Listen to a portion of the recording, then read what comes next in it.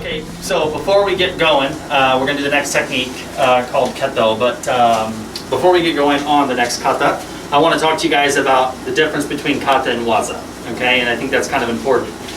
The general difference. Some schools use the word waza in reference to a kata or a form, and in which case there are obvious, gray areas or anything like that, right? But generally speaking, a waza is an individual motion. So, Mr. Dupree, go to fighting position.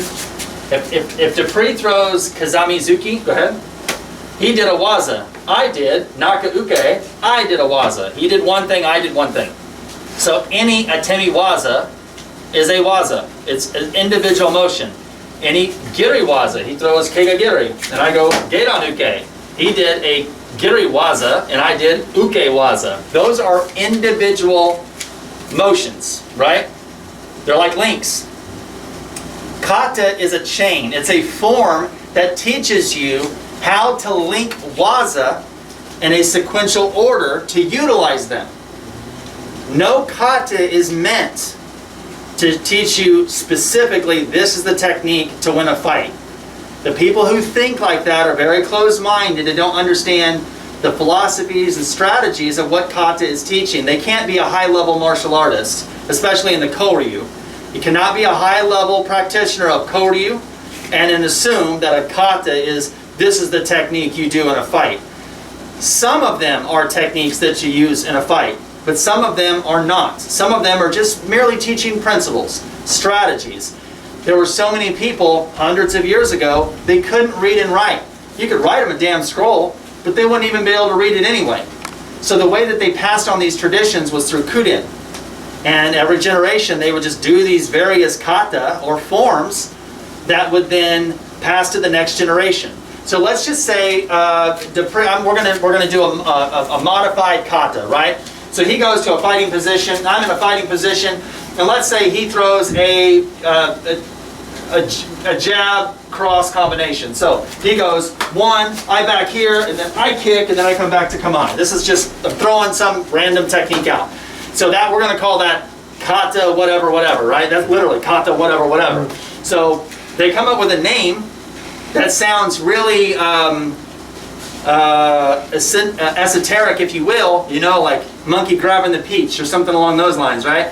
Because then the person who reads, if someone was to seal the scroll, no one would be able to read the name of it and understand what exactly the technique is. Especially if it's Mokuroku and it's just naming techniques, right?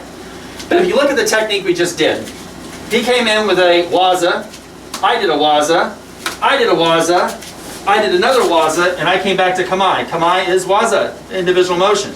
So each of these techniques, we now took waza and we linked them together to make a chain. The chain is the kata. The links of the chain is the waza. There are schools that use the word waza instead of kata, and I understand that. But from the general purpose of training, waza is an individual motion. Kata is teaching you how to fundamentally use waza in a sequential way for combat. When you fight for self-defense, self-protection, personal protection, you're going to protect the ones you love. Or fight for somebody who can't fight for themselves. You will use waza to do that. You will not use kata. It will be that it is possible to use kata. It is not probable. It's up to the practitioner to say, okay, I have all these skills. So maybe he does the same thing, right? So go ahead, so bang, bang, bang, bang, and I come back this way. And then maybe I do something till he comes in again, right? So I go, I'll come this way. So whatever the whole thing is, I'm using various waza against that attack. And it's as a practitioner, to do that. To think of kata as a principle or a strategy, it's the whispers of the masters from the past that's been passed down through generations. We practice these kata, and we hold these kata like it's a treasure, because it is. The kata are the secrets, the sacred lesson that's been passed down through generations, and we practice them so we can understand the strategies and principles that they were trying to teach us hundreds of years ago. So when people say, we don't want to practice kata, I disagree. I think we need to cherish kata. It's a treasure. We need to look into it, get deep into it, and understand what they're doing.